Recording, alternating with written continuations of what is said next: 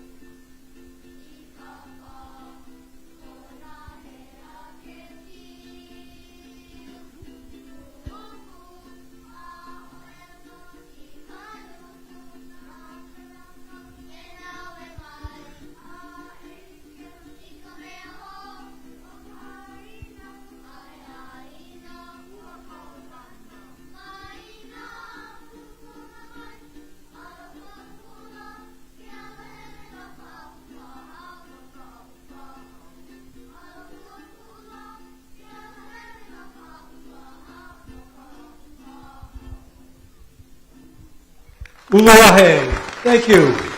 Thank you.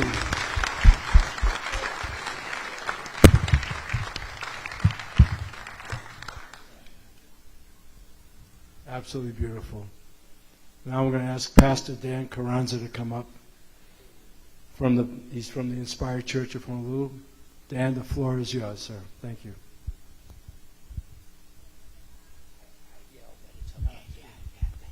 Good evening, everybody. Ooh, coming in hot, coming in hot. It's an honor and a privilege to be here. If you guys don't know, my name's Dan Carranza. I'm the location pastor here for our Kapolei Inspired Church. And on behalf of our senior pastors, Pastor Mike and Lisa Kai, we want to start by saying it's an honor, it's a privilege to be a part of this community. And we look forward to growing further with you all. Hence why we are part of this meeting here tonight with you all to hear the needs of the community. So with that, Let's open in some prayer. Lord God, we thank you for this such time and opportunity to gather and collaborate for a greater community. We thank you for our mayor, Rick Blangiardi, all the city directors, council members, elects, the church, and our Kapolei community to gather, invest, and to bring resolutions to its city's needs. Lord God, we ask for wisdom and understanding to be the pillars that hold our direction. Love, unity as the foundation to our purpose. Give us truth, creative insights, provisional ways that will bring transformation for this generation and the generations and generations to come to this ever-growing second city of Kapolei. Lord God, bless this time, hear our words, and guide our steps. In Jesus' name we pray, and all of us together say, amen. Thank you, Mayor. Thank you, Dan. Thank you for kind words. Okay, so before we have the people behind me introduce themselves to you, I want to recognize some of our elected officials who are here tonight. And I see one in the back, but I don't know if Council Member Andrea Kapolei, I spoke to her earlier today, is here yet. She said she would be. She's not here, but Council Member Augie Tolba definitely is. I see him in the back. Augie. Spoke to State Senator Kurt Favela. He's not here yet. He told me he would be here. Also, is Mike Gabbard in the audience? I didn't see Mike. All right. And then our state reps. I saw Diamond Garcia. Diamond, where are you? Please stand and be recognized. Diamond Garcia. I didn't see Kanani. Kanani Souza, are you in the house? There she is. I'm sorry, Kanani. You're right in front of me. I should have realized that. I'm sorry. I'm looking in the back. Elijah Perrick. Elijah's here. And I know David Alcos is here. David. There he is. And is Rose Martinez here? Nope? Okay. All right. So in the spirit of starting the evening, let me just say, you may or may not be aware, this is our second time doing what we are about to do, and that is to be part of 11 town halls. We might even do 1 or 2 more this year over the next 11 weeks, 1 a week every Thursday night around the island. We're kicking off this year here with you in Kapolei. So we're excited about this meeting. One of the things that we do to hopefully make it interesting and of great value to you is to bring our entire team here. So what's the people sitting behind me who are going to introduce themselves in a second represent either our directors of a cabinet or deputy directors. And they're in the room for a couple of reasons. One, for all of us, this is a journey of learning. Because, you know, what is relevant out here, what is important out here, and I'll talk about the ground rules later, is different than some other places. And we definitely want to know what's important here, okay? And what matters to you. We want to be as relevant in your lives as we can possibly be as a leadership team. The other part of it is, though, for you as a benefit, is that the expertise is in the room. So I'll talk a little bit about the ground rules and a few other things here in a couple of minutes, but I could not be, I'm telling you this right now, I could not be more proud of the men and women behind me because of their capabilities and their commitment and their caring and their really sincere efforts to do a good job. So with that, I'm going to kick it off, Kim, with you, and we'll just pass the mic down. That's what happens when you sit on the end, kid. So it's a little bit like name, rank, serial number, what you do. Okay. So, Kim Sparling, Deputy Director at the Office of Economic Revitalization. Rolls right off the tongue, right? Everybody understands what that's about. But we're really here to listen and work with you to create a more vibrant, equitable economy that we want to see and that isn't forced on us. So I look forward to hearing your comments tonight. We're always welcome to hear your comments, so please reach out to us at any time. Thank you. Good evening, everyone. My name's Erwin Kawata. I'm the Deputy Manager of the Board of Water Supply. Good evening, everyone. I'm Tony Velasco with the Department of Information Technology, and I'm here to hear concerns and issues that you have with computer issues whenever he. Thank you. Aloha everyone, I'm Deputy Chief Roddy Vanek with HPD, and we do a little bit of everything. Hi everyone, my name is Keith Suzuka. I'm the Deputy Director for the Department of Land Management. It's a real honor to be here. Thank you very much. Hi everyone, good evening. My name is Bugs Baggio. I'm the Assistant Director of Human Resources. I saw a lot of beautiful cars outside when I pulled up, so I imagine several of you really know how to turn a wrench. We have fleet mechanic positions available. And I mean that in all sincerity. Whatever you guys want to do with the city, we need help. Please see Chunmi Araki on the far right, or myself, and we have a whole list of vacancies that you may be interested in. If not you, somebody in your family. I talked to a couple of gentlemen, and they were really excited about possibilities for them. So please, in all sincerity, thank you.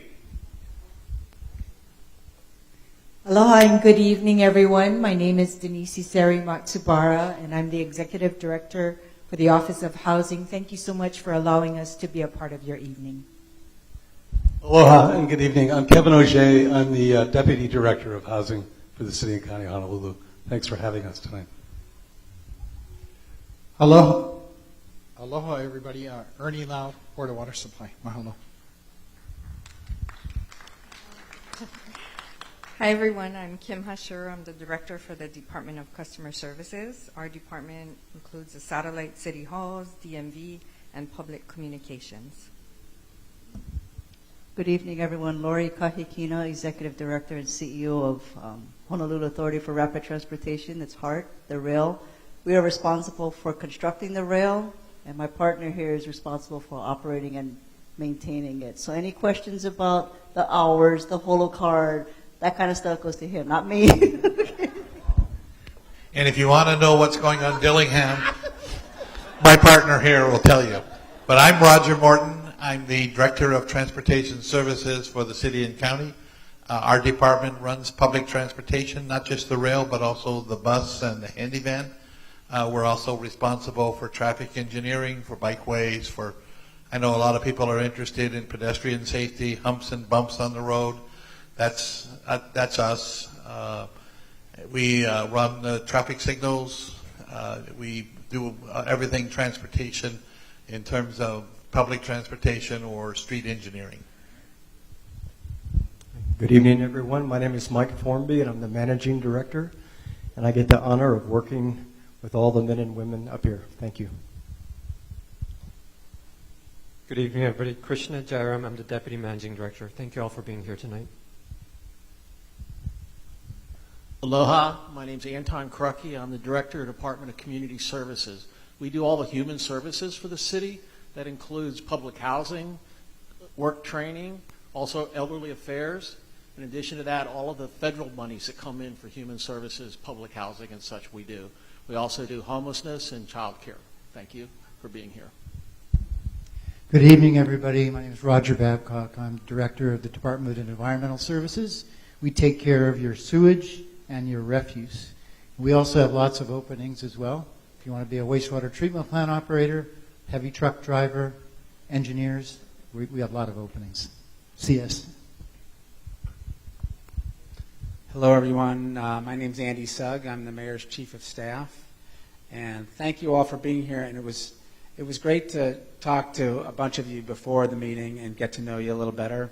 And we hope that this is a productive night. I'm sure it will be. Thank you all. Aloha, everyone. Sam Moku, Mayor's Homeless Coordinator. Glad to be here. Aloha. Aloha, everyone. Loi Nunenaka. I am the Executive Secretary for the Neighborhood Boards. And I know Keone Dudley's here, who's a longtime board member. Keone, raise your hand. Any other board members here? All right. Thank you. And by the way, Diamond used to be a board member. I have to give you a plug. But I just want to thank all the board members. Thank you very much for serving. It is really important to us, and you guys do a great job. Good evening, Craig Uchimura, Assistant Chief with the Honolulu Fire Department. Thank you all for having us, and thank you for taking the time out of your evening for coming down. Aloha, good evening. My name is Matt Gonzer, and I serve as the Executive Director for Mayor's Office of Climate Change, Sustainability, and Resiliency, really working to coordinate actions across the departments to ensure equity and affordability while we're tackling climate, and also preparing to keep ourselves safe in the face of climate change. Aloha, everybody. I'm Donna Puna, DPP. I'm sure you know what we do, but I'm here to answer any questions, and thank you for having us. Hey, aloha mai kako. My name is Ke Haupu'u. I'm the Deputy Director for the Department of Parks and Recreation, and I'm pretty sure you know what we do too. Good evening, everyone. I'm Carrie Castle. I'm the Deputy Director with Budget and Fiscal Services, and we're the money people. In our department, we have our Treasury Division, our Real Property Tax Division, Budget, Fiscal Accounting. Those are some of the key areas. Nice to be here tonight. Good evening. My name is Hiro Toi. I'm the Director for the Department of Emergency Management. I deal with everybody here. We work together to prepare for and respond to disasters. Good evening, everyone. My name is Jim Ireland. I'm the Director of the Department of Emergency Services, sometimes confused with Emergency Management. But we have the EMS ambulance service in our department. We don't want your business, but if you call 911, we will come and help you. We also have the CORE team, which is the crisis outreach team, recently established about 2 years ago to respond to homelessness. And then probably for the next year or so, we have Ocean Safety Division in our department, which is all our lifeguards. But as the mayor recently announced, that will be becoming its own department for the ocean safety lifeguards at our 40 towers across the island. Thank you. Aloha. My name is Ka'ili Trask O'Connell, and I'm the Executive Director of MOCA. MOCA is the Mayor's Office of Culture and the Arts. And I have the privilege of promoting arts, promoting our artists, culture, and everything that I can throughout Oahu. Thank you for having us today. Hi, good evening. My name is Ian Santi. I'm the Deputy Director of the Honolulu Emergency Services Department. How's it? I'm Haku Millis. I'm the Director for the Department of Design and Construction. We get to work with all of the other departments up here on their construction projects. Thank you for being here tonight. Good evening. Tracy Kubota, Deputy Director for Department of Enterprise Services. We have the auditoriums of Blaisdell, Waikiki Shell, Honolulu Zoo, and of course our 6 municipal courses, of which, please come, Ewa Villages, West Loch, Makalena. Thanks for being here. Aloha, Warren Mamizuka, Deputy Director, Department of Facility Maintenance. We're looking for 14 mechanics. So after you see bugs, we'll interview you and hire you on the spot. Thank you. I like that, Warren. Maybe that's the deal we should make. If you want a racetrack, you got to sign up tonight. You got to promise to work for 5 years, and we'll call it even at the end of that.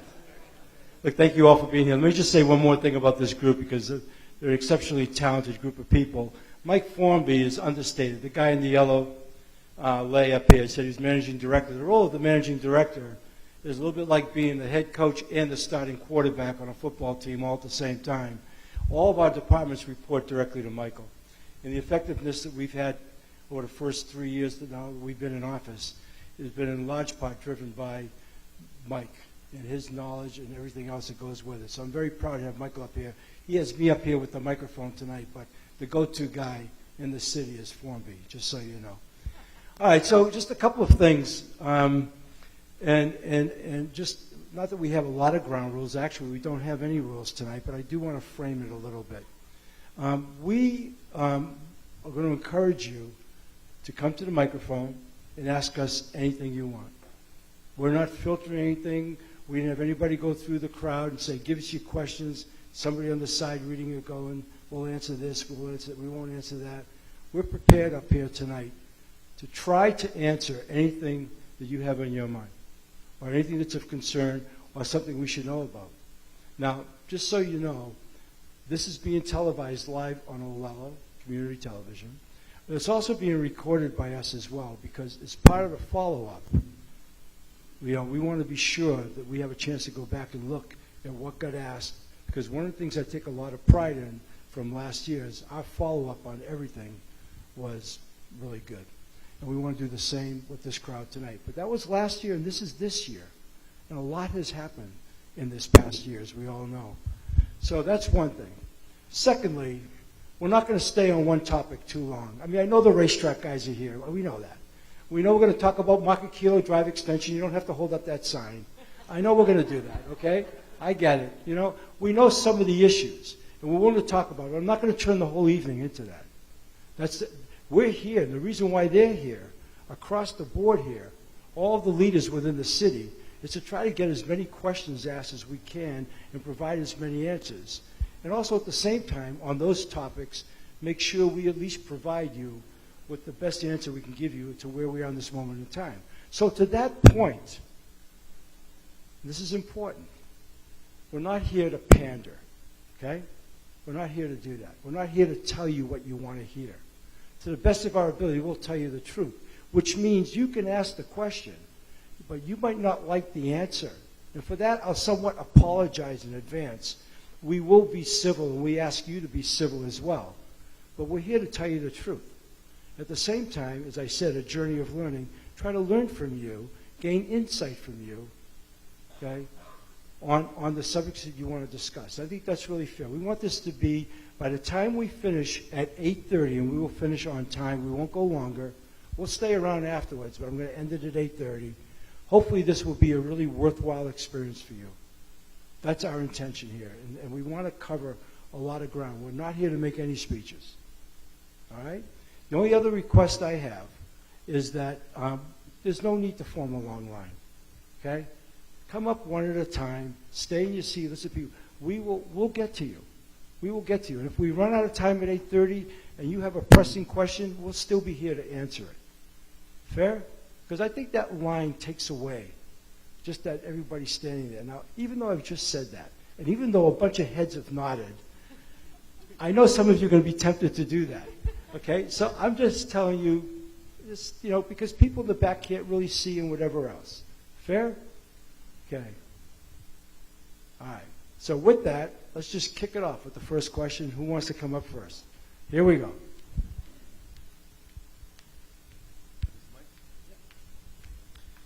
So where are we with the racetrack? Where are we with the racetrack? I understand it was a location thing. It's a what? It was a location thing. We're trying to Location find a thing? location for it. Well, I think we need a location, right? That's the issue. So let me just turn it over to Mike here. I'm not here to pass the buck. I want you to hear from. Okay. Thank you, Mayor. And where's Lee? Where's Lee? Raise your hand. Lee. I mean, Lee is the guy that texts me morning to night about the racetrack with photos and proclamations and federal law and state law. He's your biggest advocate. But I keep Lee informed of what we're up to. And last week we had a very important meeting with the Navy. And the reason for that meeting was we've always looked at the BRAC lands, which are the lands that the Navy is going to transfer to the city and county of Honolulu, as the possible potential site for a racetrack. There's 400 acres total, and the 400 acres are split among many parcels. And we tried initially to get the Navy to convey to us some parcels individually, and they didn't want to do that because on a couple of the parcels there are potential toxic chemicals. And so they had to go through a process of disclosing to us what is there. And then our request back to them was, if we take this property from you and those chemicals subsequently end up on what's called CERCLA, which is a toxic chemical list, you will come back if as necessary and remediate or indemnify the city. And they had never done that before. And we asked them to do that for us. And it took about 3 months. And last week they came back with a letter telling the city and county of Honolulu that they would in fact be responsible for PFAS, even if it ends up on the CERCLA list. So that was huge for us. And now we're moving very quickly to take title to the property. Their time frame is April. What we can't control is the Department of Health, because they have to go to the Department of Health first, and the Department of Health has got to sign off on their plan. So as soon as the Department of Health signs off, then we're going to take title, We hope to do that sometime in April. That's very ambitious, but we hope to do it in April. And then there's a couple of things we have to do. When they gave us that letter of indemnity, they also then said we cannot disturb the soil. So before it was the groundwater because of PFAS, and now it's the soil. But what we said to them is that if your intention is to put a racetrack there, that's actually perfect because we would be capping the soil. And so I think it's going to work out. Waiting for the Department of Health. We have to do a soil mitigation plan, and then we have to go back to the Navy and file a new utilization plan because under the utilization plan filed by the Caldwell administration, there was no racetrack. So we'll go back and we'll amend the utilization plan. We'll put a racetrack in, and then we'll move forward. So I'm encouraged by what happened last week. I hope Lee and the community have heard about this. I think it's a good move for us. The mayor has committed to do everything we can to put a racetrack on that property. We have to get the property before PFAS potentially ends up on the CERCLA list, because if it does, they will not be able to transfer the property to us. So we need to move quickly, and we're going to do our very best, and that's our commitment to you. All right. Lee, you want to come up? Now, the chemical, oh, sorry, I'm already loud as it is. This area that he was talking about, like, keep in mind that it's 400 acres, but the area that's contaminated is 220 acres. Now, I mean, what we're proposing to use for motorsports. But out of the 220 acres, I think it's only 30 that's questionable on the PFAS. Now, the PFAS, the reason it's, like my professors say, it's the famous chemical right now. They call it the Kardashian chemical, famous for the wrong reasons. And it's because of the whole Camp Lejeune thing. That chemical is actually the same thing on your nonstick cookware. It's in your ovens, it's in your microwaves, and it's even in your clothes. It was called Scotchgard. Okay, so that's the chemical of concern. But you have to understand the government is very paranoid about stuff like that, because I got a list of all the other stuff that's there. There's arsenic, asbestos, atrazine, chromium, cadmium. I mean, it's like I tell you guys, it's nothing worse than we have in our garages already. Half of all the products that you guys have has that Proposition 65 label on it, right? It says it'll cause cancer. And it's true. I've been in motorsports 45 years. I've had 13 tumors removed, and I'm still here. And but that's what, please be hopeful. I want to let you know, this is the first time we've had an administration that is supporting this and committed to see it go through. We have never had that before. I was involved in applying for this property when I was working with Jeremy Harris, 1998. And then I went through Mufi. And then I went through Caldwell. Only until this gentleman came along and he looked at it and said, you know what, you're right. And he believes in playing. You know, he's a big George Bernard Shaw fan. And what does he say? We grow old when we stop playing. We don't stop playing because we grow old. And that's this man right here. Thank you. Is there anything else you want to follow up with? Do you have the location of this, by the way? Well, it's in the Bracklands at Kalailoa. Do we have a specific, No, not a Kalailoa. specific thing, but it's on Kalailoa. All right, thank you. Oh, yeah. What? We have maps. Mike's saying we have maps available. We can show you guys. Okay. Yeah, Lee has that information, but yeah. Thank you. Yeah, I'll go on record here is that we know the Department of Health is an issue. We don't want to get bogged down in bureaucracy either. I think one of the things that our administration has going for us right now is a very good relationship with the governor. He and I talk all the time. On an issue like this, I will push him to push the Department of Health. I don't want to get lost in bureaucracy either. We'll see if we can't play through that part of it. And then beyond that, just so you know, one of the things we learned, come up and I know who's coming up next, and I'm glad you're coming up. Yeah, but one of the things that we learned last year, and Cahill is here representing our Parks and Recreation, but in the 11 town halls across the board, one of the things that really stuck out, we talked about the common denominators, what we heard in each and every community, parks and recreation, every time. Of course, the automobile guys were in 9 of those 11 meetings in full force too, but we know it's a very important thing. And I would tell you, the other thing we've got going for us is the military is really behind this. I don't know if we have any active duty people or personnel in the audience tonight, but they see it really good for their troops as well, and it would be a benefit for them because many of them are motorsports enthusiasts themselves. They're just on assignment. So we got a lot of good mojo going on this, okay? I just want you to know that. Mr. Grace. Aloha, George Grace. I'm just a nobody with some questions and some concerns. First of all, thank you very much in your cabinet. But can we give Lee and Bobby a hand for keeping all of us together in the racing community? Giving us hope. Giving us hope. There's a lot of them that's not here tonight because they gave up. You can't really blame them, for all the crap we've been through. But thank you, thank you, Lee, Bobby. Okay, so now I heard some stories on the news about the landfill, and I'm really, really encouraging you. Lock Roger in one room and make him understand waste to energy is what we need. We don't need another landfill. PVT going to close, Mamanala Gulch going to close. You guys not going to be able to handle the abundance of rubbish that's going to be coming that way. We don't need one landfill. We need waste to energy. How many people here are paying too much for electricity by the hands? Yeah? We need help, Mr. Mayor. You got to champion this. You got to be the mayor that says. Well, you better come to my office and educate us because I don't know very much about that. I got to. If I got to. We'll be happy to open to it, but I would tell you right now on the schedule of things to get done is finding a site for a landfill. Yeah. And we've been at that. I'll be happy to talk about that, but that's not what you want to talk about. So I need to get educated about that. Yeah. I would love it if somehow, some way, we didn't have to find another landfill site because I will tell you that is an extremely difficult challenge under the circumstances of what's happening. You know all of that, George. Yeah. Right? We don't need to bury no more rubbish. Yeah. Let's make some energy out of that. Okay. Last, let's see what we can do about our city's toll contract. I want Kim Hashero, who is right here behind me somewhere, right, to talk a little bit about the towing contract. Because when I saw you in the room tonight, I turned to Mike and said, where are we with the towing contract?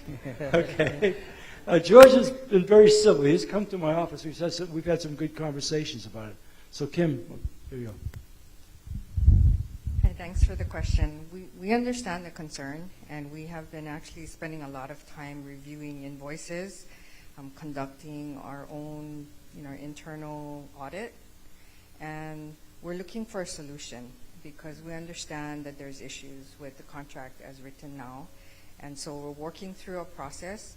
When we're complete, we will be able to share, what the next steps are going to be and what the city is going to do instead. And we'll be happy to share that at that time. Okay, I don't want to be blunt, but the contract is for 3 years and 2 years is up already. How long more does this take? Well, we're looking to try to wrap up what we're looking at right now and our review within the next few months. And we would like to be able to announce something and let the public know what's going to be happening soon. It's not going to be a year. Oh, thank God. I'll be patient. But the mayor and Mike, Krishna, they all know how close to my heart this problem is that needs to be fixed as far as the administration part, and as for the public too. Yeah, so I'm not going to lay back and let this thing happen. We have to solve this problem together. Why don't you educate the audience on what it is you think is the ideal? Well, okay. Well, first of all, I don't want to bring up bad laundry, but the city awarded the contract to a contractor illegally. The property that it's on is not legal the way you guys wrote the contract. The property that the toll contract that the city awarded to the contractor is illegal. It does not pass to get a solid waste permit because I had the property first, and the city told me I needed to get a solid waste permit. So if I can't get it, how the next guy got it, right? That's the biggest issue. On top of that, the city is continuously allowing this contractor to continue to contaminate their property, which the city is going to be liable for. So, I'm ready to remedy this problem, to solve it. But because of the mayor He's not a politician. Yeah, I sat with this man. If anybody want to talk to this mayor, talk to him because he's very easy to talk to. He's one of us. He's just clouded by a lot of crap. And excuse me, but it's just things that he don't know about that's happening. It's happening right in front of him, in front of all of you. And I don't like it. As a taxpayer, as a businessman who tries to do things the right way, I get bullied by the city. I'm not going to let it happen. So please, let's solve this thing before we get to a dark side. We don't need none of that. We've got enough problems already. We're very committed to solving this problem. So Thank you. for your comments, and we definitely understand the issue with the permit. Thank you very much. Thank you. Thank you, Kim. Thank you, George. I appreciate your candor. You know, I don't know how many of you last week saw the State of the City. It was a week ago tonight. And I talked about our team and what we're committed to. And it's really dealing with a lot of difficult problems, the tough problems, the wicked problems, the problems that people felt could not be solved. We happen to believe they can all be solved. Some will take longer than others. Many have taken decades to get the way they are. And not everything is right. But we operate on a really idealistic plane that if we study a problem hard enough and really understand that, we can develop the right solution. And then, of course, it's up to us to execute. But that's who we are. And we're not shying away. And we've taken on all the tough stuff. So we have a young lady up here. Let's go. Aloha, everyone. Mr. Mayor. My name is Maria Wilson. I'm very nervous. This is very intimidating. So You're only on live TV, but I don't want to make anyone nervous. Don't remind me about that. Well, let me start with, I moved to the islands from Europe 10 years ago to this beautiful island. Thank you for having me. I'm a citizen, a resident of initially Eva Beach, then Kapolei, and now Makakilo. So I have a collective experience, let's say, of the matters at hand. I'm a mother of a 16-year-old son at Kapolei High School. He's running track, and I'm very proud of him. My main concern is children's safety in general. I lived in Kapolei, in the Mahana area. There are a lot of accidents. I do appreciate the crosswalks that are happening. But I believe that all of you understand that this community is growing. Kapolei is called the second Waikiki. It's expanding, but in my belief, the infrastructure is not expanding fast enough to the growth of people. We have a project that is growing across the street just now. A lot of more families going to move here, and a lot of children as well. I have a few bullet points, and I'm really trying to, it's more of bringing it to your attention than asking questions. First of all, Makakilo, I wrote it down. Kapolei Parkway, traffic lights. These children need to cross these streets safely. That's for one. It's not enough safety for these kids. I'm very concerned. When we did live there 4 years ago, it was bad, and I believe it's getting worse. To the point where the intersection by the DMV has been cut off. You cannot cross anymore. Anyways, so there's that. Please, traffic lights, hurry up with that. Lives, are we waiting until somebody's going to lose a child or a life in general? I hope not. Makakilo Drive, I live up there. It's a racetrack. You asking for a racetrack? Come up there. I'm European. I have a lead foot. I'm not an angel, but there are safety issues. I believe it was repaved, and the crosswalks never been repainted. When we moved up to Makakilo, a woman lost her life by crossing the street. And safety, safety, safety. I'm not saying put speed bumps on, but do something. Put up blinking lights, something that is affordable, easy cost, low cost, but effective, right? Those blinkers, you can use solar lights for them to function. all these engineers and fantastic people. I'm sure you will have a solution. I will move on forward to the even more important matters to me as a mother, is community centers for youth. Sir, the Kroc Center is helping Kapolei High School and other schools to do aquatic sports, which is great. Thank you so much for Kroc Center, if anybody's here from there. But I believe a community center that has extensive resources, such as in a pool for competitive swimming, would be great, because I believe that it's not enough money to equip every school with a pool, right? So there's that. But all in all, community centers for youth. So there's so many children here, young adults. The crime rate is getting worse and worse, and that's, it's just a fact. The police at Kapolei High School is here on regular basis. Children no longer just scrap like old school days. They bring brass knuckles and other items to the schools. The HPD is here on regular basis, and it's very intimidating to me as a mother. I'm scared for my son's safety. And I'm very grateful for HPD always being on here, but Kapolei High School is suffering with a lot of students, right? Campbell is also very crowded. But I'm not trying to compete and compare in that way. What I would like to bring to attention is that, once again, infrastructure is, the area is developing and growing, but the infrastructure is not growing with it at the same speed. When you use the word infrastructure, what is it you mean by infrastructure? Because I can tell you several of us here have our own interpretation of infrastructure. All right. Okay. Thank you. I will clarify. To me, it means proper crosswalks, proper lighting, bike lanes, safe enough for students. I know that Ms. Lolita from the school here, she's been fighting to get this intersection light by Kapolei High School, and she got it done, and she's an inspiration. A little bit further down where the little park is across the street, students cross every day, and it's very dangerous, very dangerous. A lot of people stop, but some oversee it. Anyways.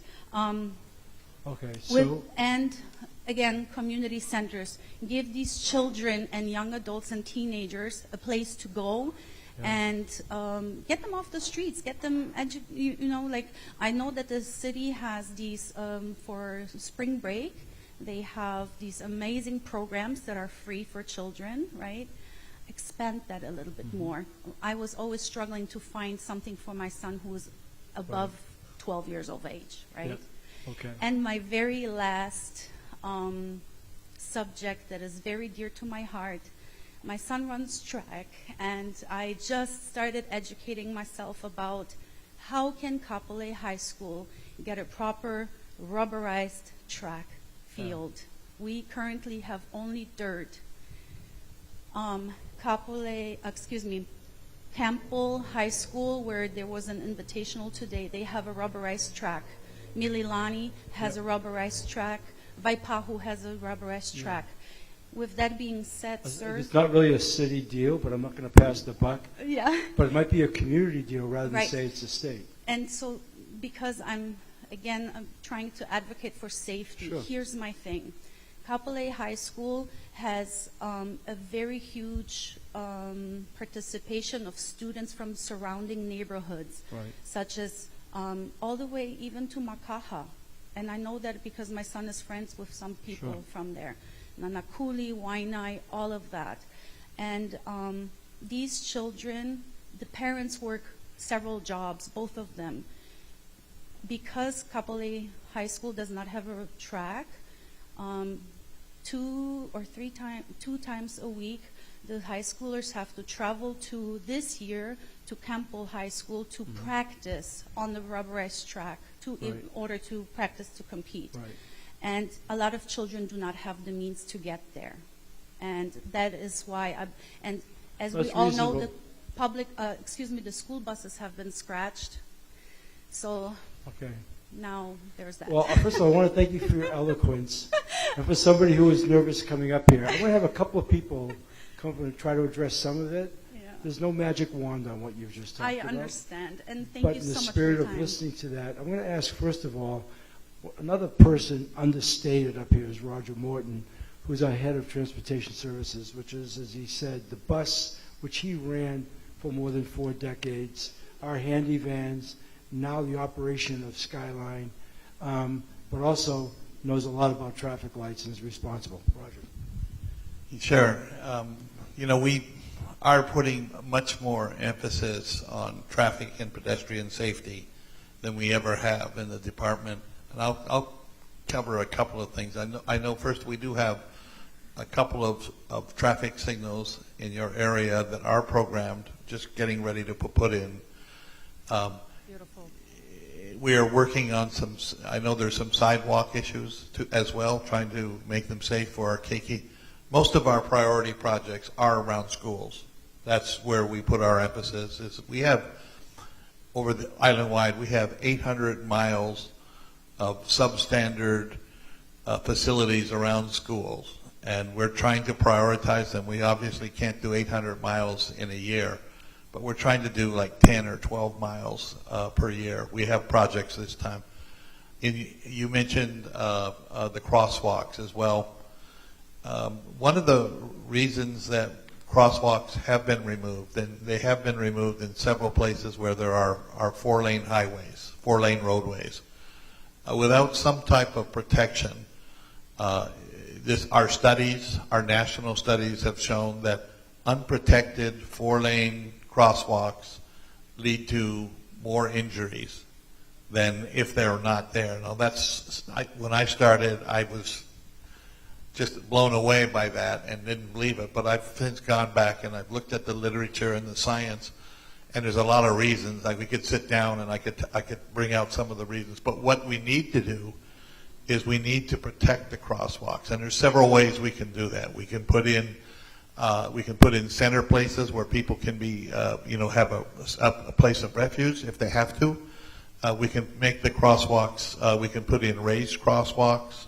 We can put in better signage. You mentioned better lighting for night. All of those things will contribute to improved pedestrian safety. Those are things that my engineers are out here regularly. I don't know, and if you haven't met them yet, I'll take your name later and we'll even arrange so that you can have a specific discussion with them. They can't do everything, and we are bound by what we call warrants. We follow federal guidelines that are in our manuals over when do we put in one of those blinking lights that you mentioned, when do we put in a traffic signal. All of those are and by the way, there is no cheap anymore. They're all very expensive. But the good news is that we are receiving more federal funds than we ever had in the past, and we're programming these federal funds primarily for safety programs. That's our first one. Last one before I finish here is that we are undertaking a study in collaboration with our state partners at HDOT to look at this region for how can we improve bicycle transportation, whether it is bike lanes, whether it's off-street bike lanes, whether it's connecting up our network all the way from Nanakuli into town. That's a study that we're just starting to undertake right now. Sir, you're the perfect source. I would like to discuss with you the buses for the students, and since I understand, first of all, will the school buses return to our students? Well, that's a state DOE issue, but let me just tell you that, with the DOE, when they lost school bus drivers, which caused them to turn to the city. Maybe those race car drivers can volunteer. Well, they should, because I'd be happy if we did, but here's what we've done so far. The mayor put me in touch with the superintendent. We set up a special program with DOE. DOE will provide all high school students with a free bus pass Yes, sir. In that regard, I must say the bus route that my son would have to take from Sure. where we stay until this school would take him an hour and a half to get to the school. So maybe you can implement a few more buses for, better routes. You're so on that- Makakilo, right? Yes, sir. It's a tough place for transit to serve. I know that from my LLS prior Street. job, but here's what here's our results. That we have about 30,000 kids on the island right now that go to high school. We're serving 16,400 of them. That's a little more than half. And I would be very happy if we could get school buses back. I think that what makes the most sense is public transit doesn't work in every neighborhood all the time. But the DOE could prioritize school bus service where it just doesn't make sense to have public buses, but where it does make. They don't have enough to do island-wide, but that's what I would recommend for you to talk to your DOE people about. I appreciate everyone. Thank you so much. Thank you. Thank you, Roger. Can I run? You can stay if you want, because I think a couple other people are going to address your concerns. One of the things that I failed to mention is that not only is our team here tonight, but they're here to make personal contact too. So after this is finished, you can definitely get a direct phone number, as opposed to I called Honolulu Hale, I called City Hall, and I got lost. This is direct contact. So Roger, this is your new. What's your name? Maria Wilson. Maria Wilson. Roger, your new best friend.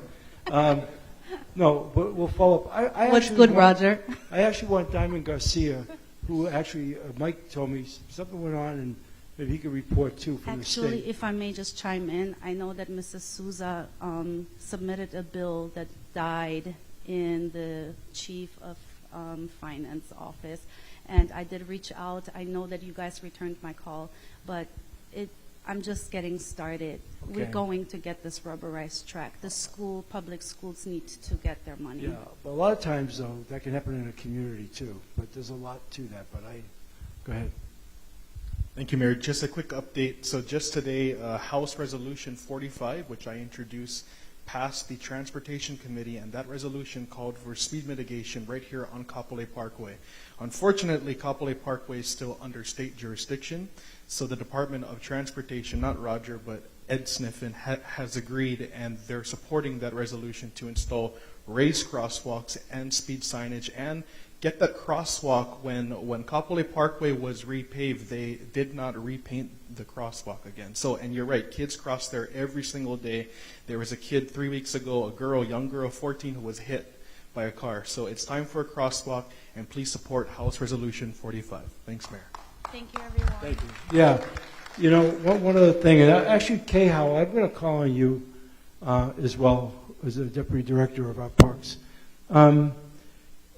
There are a lot of priorities. The city's a very complicated place, and you can imagine that. It's our island. It's city and county.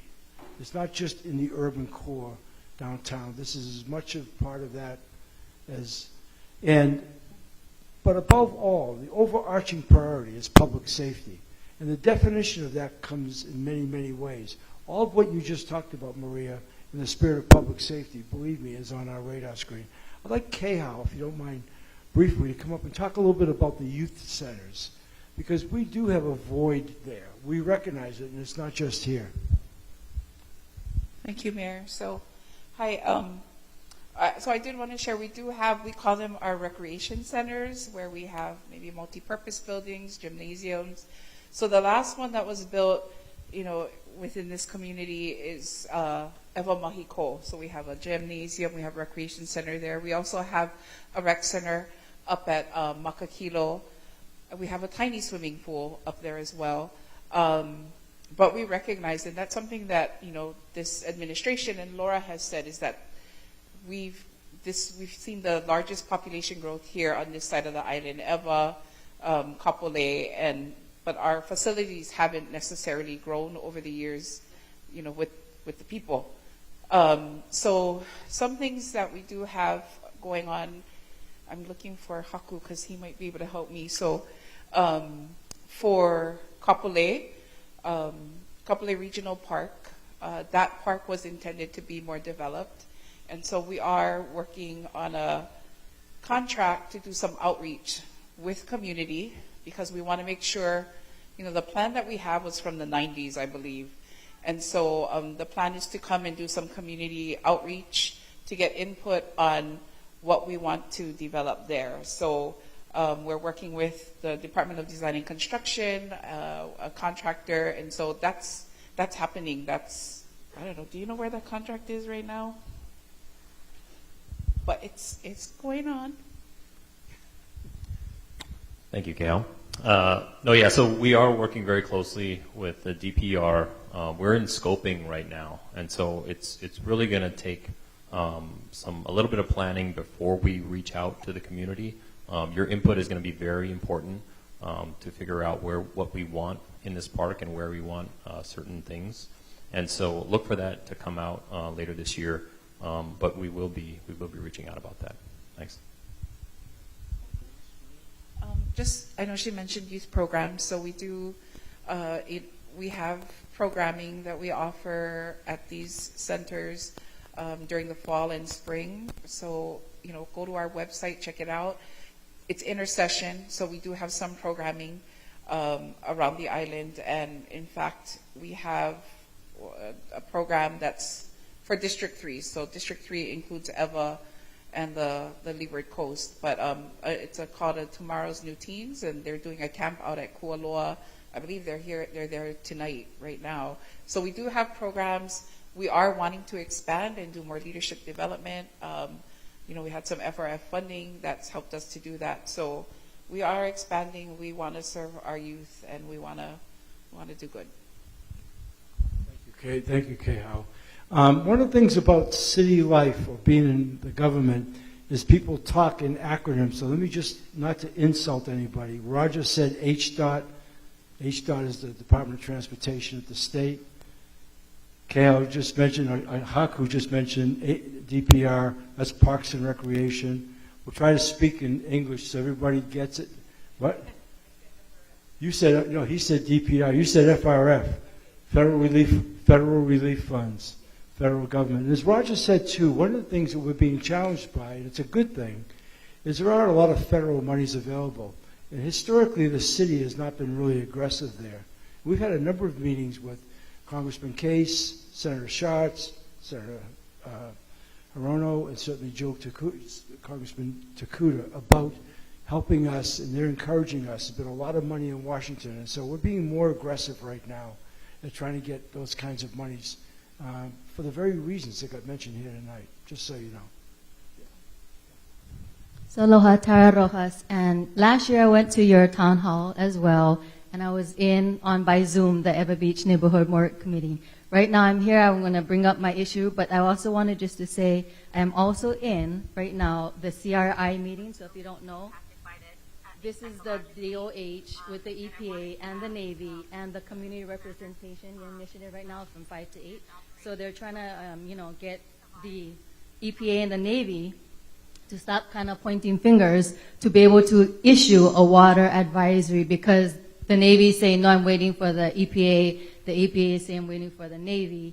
And the thing is that people are still getting sick, and the family that were sick from 2021, going on 2 years, we've been to every town hall, every panel, every meeting, and they are still not getting the answers, nor the help, nor the water that they need. So my issue today that I'm bringing up is our water. So our water, as well as conservation, the corruption, wave pools, and just history. So it's all tied into water. So I just want to start off with that, the county is higher than the state, and that you cannot serve two masters. But anyhow, going back to this, so the water, I'm sorry, I'm trying to understand what you just said. Water, that the county has more jurisdiction than the state, that the state... Okay, I want to be clear in this. Okay, so the water, as you know, I know we all know, but we have the fresh water and our salt water that creates this whole ecosystem, and it forms the brackish water. So our limo.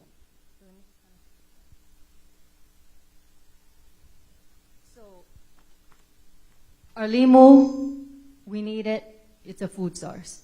So what I'm just kind of showing you here, just kind of representation of, using the restroom, number 1, the bottom, like number 2, washing hands after. Like, this is what we're putting out into the water, every day. Okay, so they're visual. I was going to bring a container full of poke with limu on top and pour it in, but I was like, okay, I don't want to, waste the food.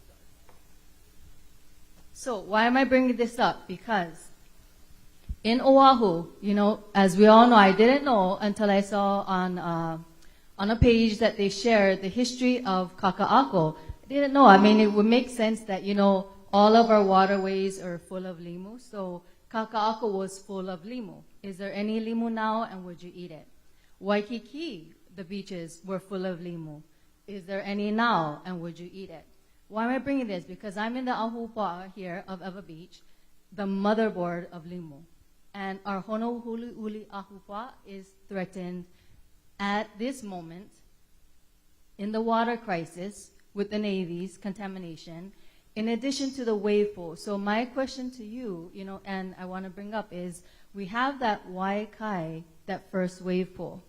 They broke the water table to build that facility. You can go to honouliuliblogspot.com and see the history of the corruption and just the pushing through of development, even when presented with facts by cultural practitioners and the necessary paperwork, pala. And there's a second proposed wave pool, 10 minutes away from the first one, the Honokea wave pool. Now, I'm bringing this in because we need to stop that second wave pool. In addition to, when you do a search online, there's like Surf Lakes LLC by Peter Savio, and in that article it says he actually has planned to put a wave pool on each island. Okay, so we have Haseko, which is the company of Waikai. We have Hunt, we have Ho'opili, we have Gentry, and we have HCDA Kalailoa, in addition to the Kalailoa Master Plan. So I've been to all of the HCDA meetings, bringing this issue up, bringing the fact that down the road in Kapelina at Iroquois Elementary, that several students were sick, and they are so sensitive that they can tell that the water is still not safe. I participated donated to the water drive there. They're still having issues in Kapelina, as well as outside of the Navy line.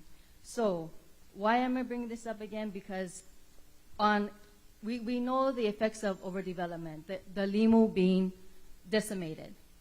On Hawaii Island, for example, as well, Hilo, 4 Mile Beach, 1,000 levels of bacteria, you can't even swim in there.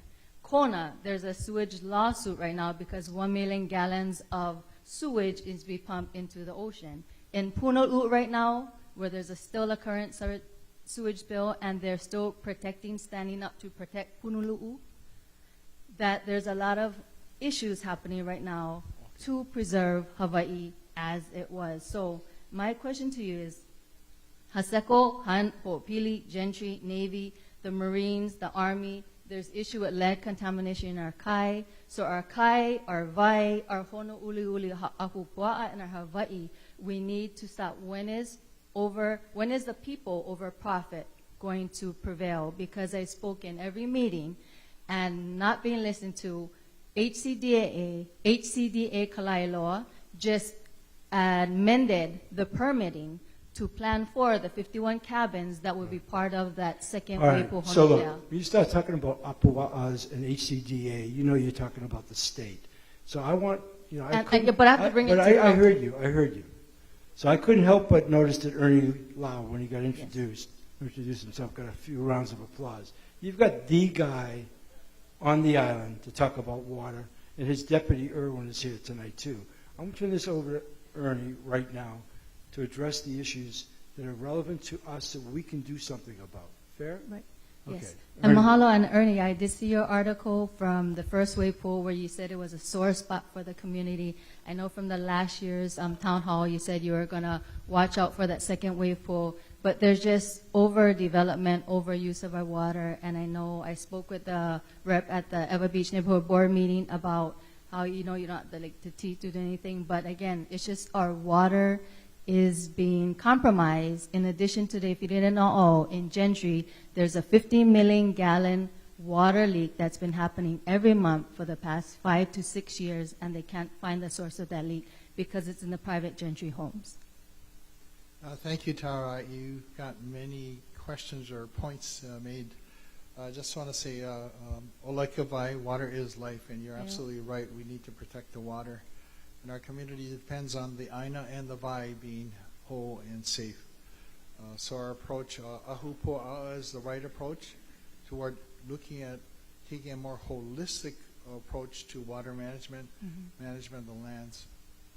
For Board of Water Supply, we support the initiatives and direction of the city, especially which I think would articulate the desires and wishes of the community through its development plans. And I don't want to talk about development plans and how to determine where growth occurs, but we are in support of the plans that get approved by the community and the city.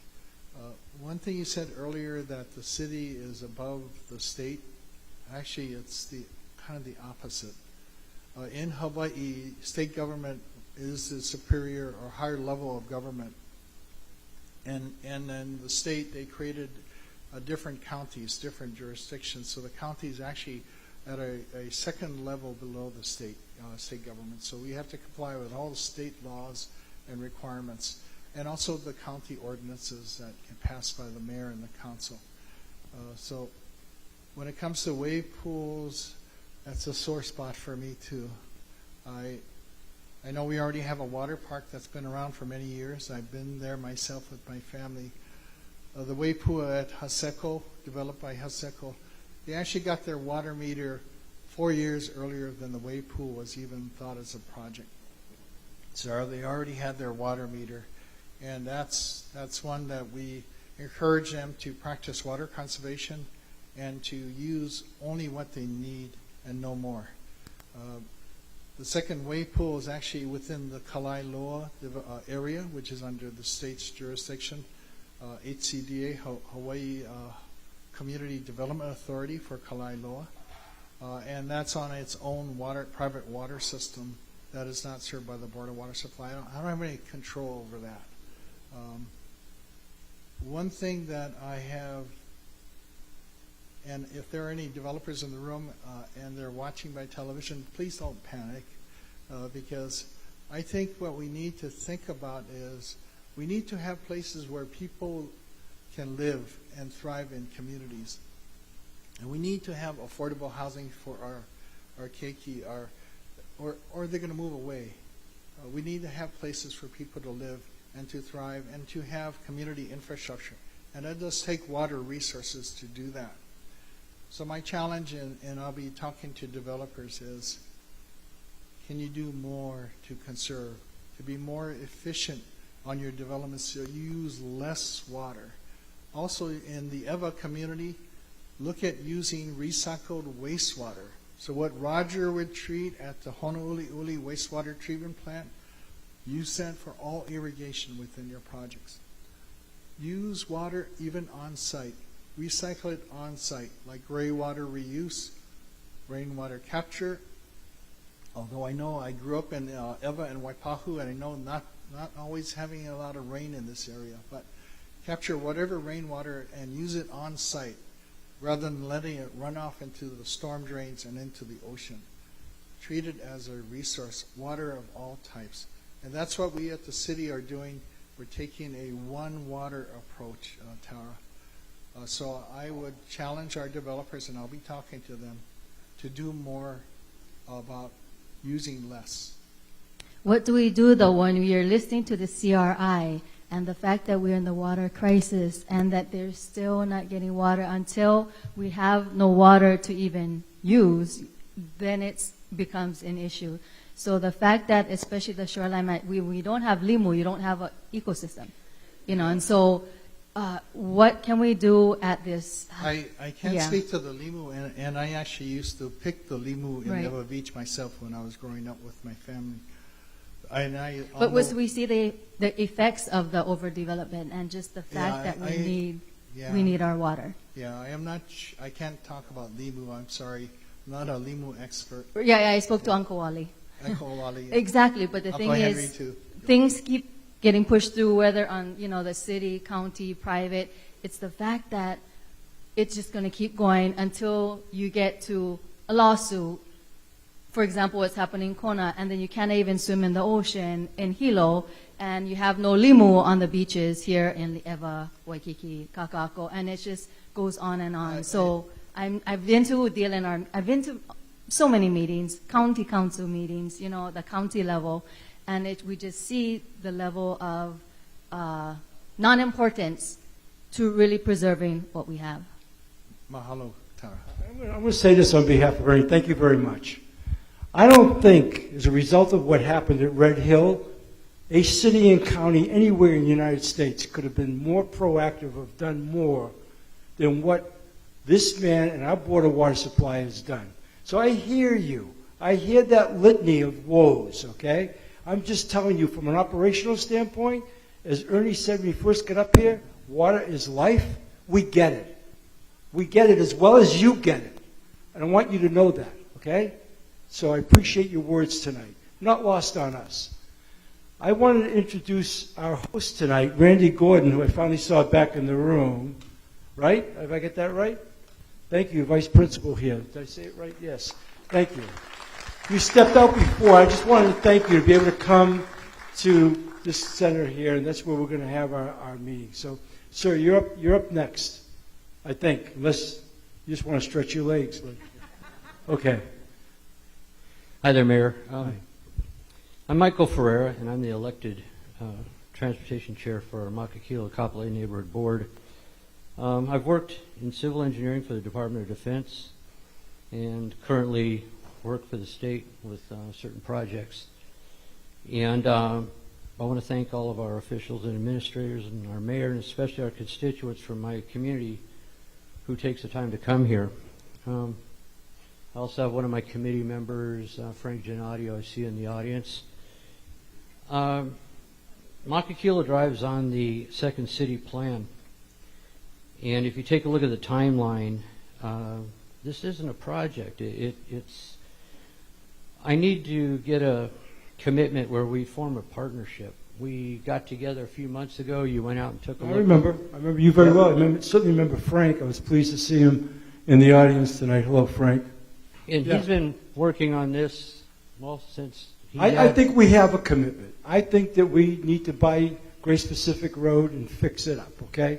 That's what we have to do to make that access, because it looks like the bridge is not feasible, the fill is not feasible. I've looked at the background, the history on this for probably the last 15 or 16 or 18 years. This predates us. We need to do something on a going forward basis. We understand what Lahaina represented, the concerns that people had before have now been highlighted.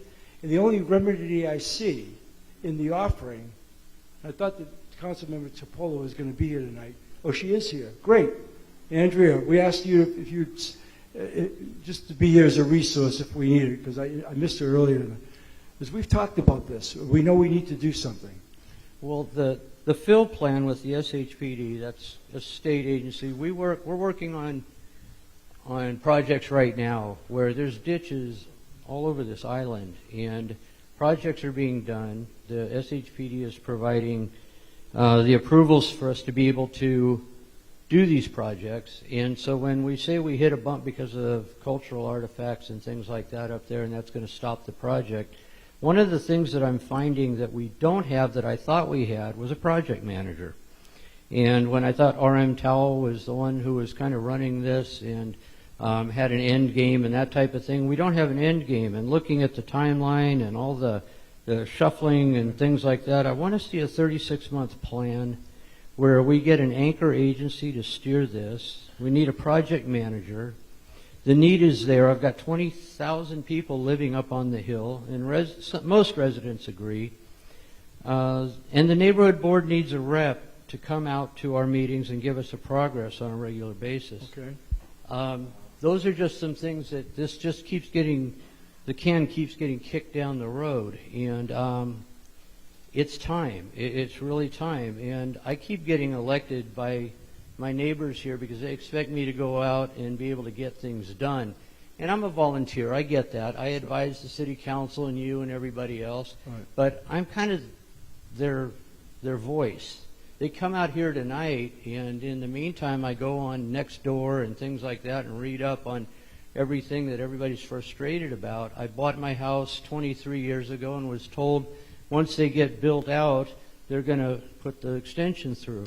Yeah. They had to redesign it, and now they're saying that the fill is interrupting some cultural piece, which I have great respect for. We work with that all the time.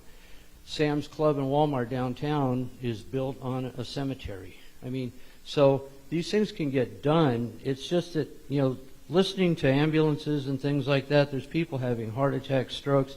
If they can save a mile coming up the backside of Makakilo Drive, if the water main breaks going down Makakilo Drive and people can go out and come in another way. We get it. We understand. In the meantime, I'm watching the road getting extended from Target out to Coalina, and the people of Coalina don't really want that much access. And I'll cut it on that. The other thing is speed mitigation for the area, Makakilo Drive. Not a lot of people agree with me on speed tables and rumble strips. Enforcement, we had a neighborhood board meeting, and the next day we had a radar trailer out on Makakilo Drive. Well, we need a radar trailer, and we need grant money or something for a radar trailer that has the kind of hose that goes out that counts the traffic, tells us when the traffic is the heaviest, tells us how fast each car is doing. I used to be a police officer on the mainland, and I started off towing one of those things around and setting them up all over town. They're good. And we just don't have that kind of equipment here. And the thing that they do have kind of tells people, hey, you're speeding, have a nice day, slow down. But we don't have anything that collects data, and we don't have anything that, you know, and I'm sure Roger Morton, you know, knows of that, and he works off of data. He's an engineer. That's what they understand. But they took out our crosswalks, and I think, and this is my opinion, that the complete streets plan has failed.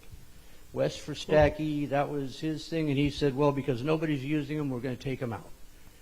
It just doesn't make sense. There's been several people killed trying to cross the street, and I go down that hill, and sometimes I'm not necessarily doing the speed limit, but I see kids standing on the center divide, and they're not going to go all the way up to a traffic light to cross the street. I just wanted to go on record tonight in front of God and everybody here as one little guy from this community, because this town hall is serving this community. You guys are going to serve another community next week. I have a city representative, Andrea Topolo. She's fighting like crazy trying to get up to speed and get into this. And we've been working with you, and I see a lot of her action is getting us ahead, but we need to have a person that answers to this project. And my thing is if we don't have a project manager, we don't have a project. I don't get projects done at the state having nobody running it. You know, the north-south road, when they wanted to put it in, it got put in. There's money sitting there to connect to Makakilo Drive. When we do it, I even suggested that we give the project to the state so that North-South Road will go up to Makakilo Drive and is paid for by the state, and Makakilo Drive can continue to be the city. I've tried to think of everything I can. All right. So let's try to give you some feedback on that, and I hear you. Again, it's all been recorded. We'll look into the project manager. I know that Mike, is there anything you want to say about this, or even Roger? And Andrea, I would, based on our conversation today, would love to hear from you as well. See, and Mike, he's been working with us since both him and I had brown hair. That's right. In fact, you know that I was the director of DTS when we did the design study, and the money was beyond our capacity for the bridge. And then we went back and redesigned for the fill. So we don't deny the community's desire for the bypass. We understand that. But I think we've had a very honest conversation with Frank and you and others up on the Hill about what it takes to get that project federally funded. It takes getting it back on the tip, which is a constrained document. You have to get it back on the tip. And to get it back on the tip, it takes working with the state and the county, because you got to get the votes. Right. And one side can't vote to put it on the tip alone. It takes both. which means it takes DOT and it takes DTS. And I get it. You guys are frustrated. I understand that. What we're doing in the interim, while you continue to work to get it on the tip, is look for an emergency access route using the existing road that will help the community in the event of, God forbid, in the event of a fire or a disaster. And then possibly even, we've talked to Councilmember Topola about this today, possibly even acquiring that dirt roadway from who owns Grace Pacific now, to see if we can use that to somehow move forward. But, you know, we're not here telling you that you don't deserve the bypass. We're telling you that there's a process to get it, and we can help you, but city alone cannot vote for that. It takes both the state and the city. So Andrea Topola might want to make a comment, and then I think Roger Morton has more to offer than I could. Well, we do have a meeting with the council member coming up. I can't remember the date, Andrea, but we do have a traffic mitigation meeting that our staff has set up with you. The Makakilo Drive extension predates me for sure. I have driven up the Grace Pacific roadway. It's not a difficult roadway to traverse as it stands right now. It's very easy. So I think in the short term, that's a good solution. We're looking around the island at emergency access routes in collaboration with our friends from emergency management. There are numerous communities where we need to do that. In Makakilo, at least we've identified what we think is a feasible alternative for that. That's not what the community wants. They want an access down, a different access down. That's what I hear from many community members. I know Frank has been doing this for probably 30 years or so for doing that, and I know Frank from many years ago too. So to do that, this was removed. It was on the tip at one point. I think it was removed in the 2011-2014 time frame. At that time, we prioritized the widening of Kamehameha Highway.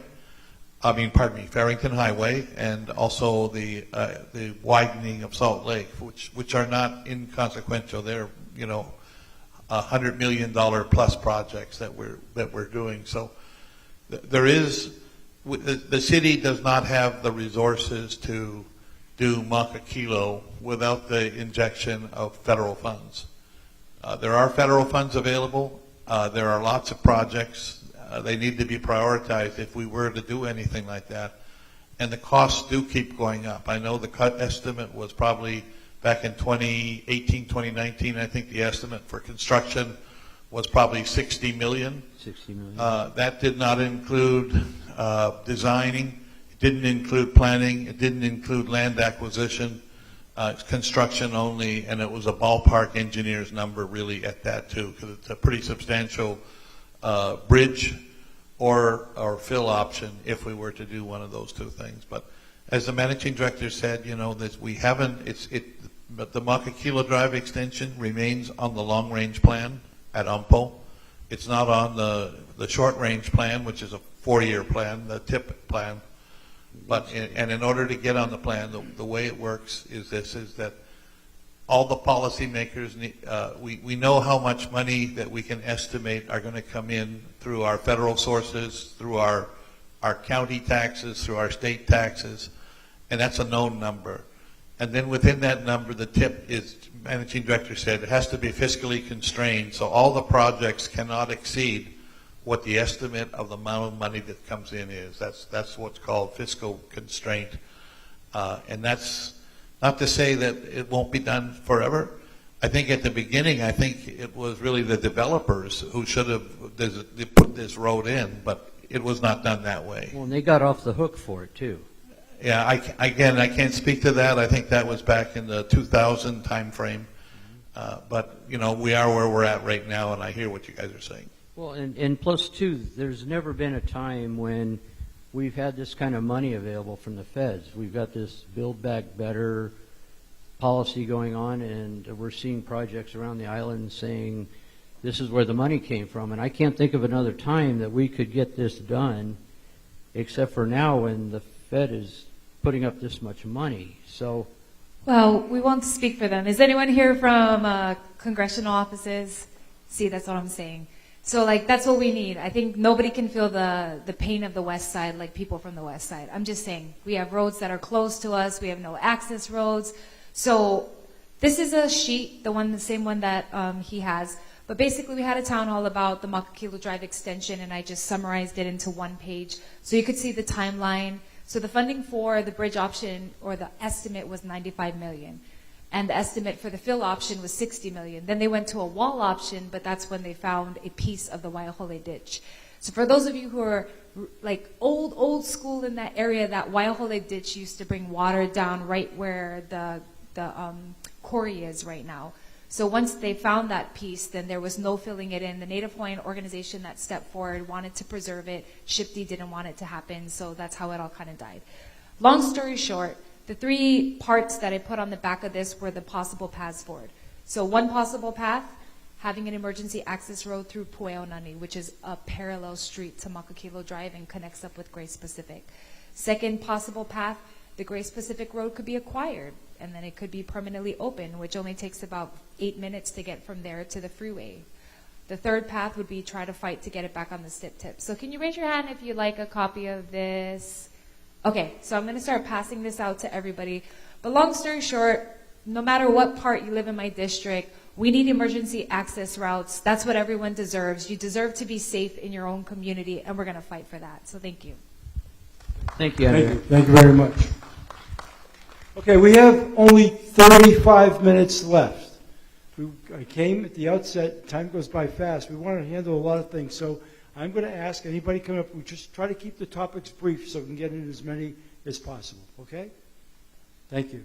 Hi, I'm Mara Hansen, and I am here with a few issues of concern too.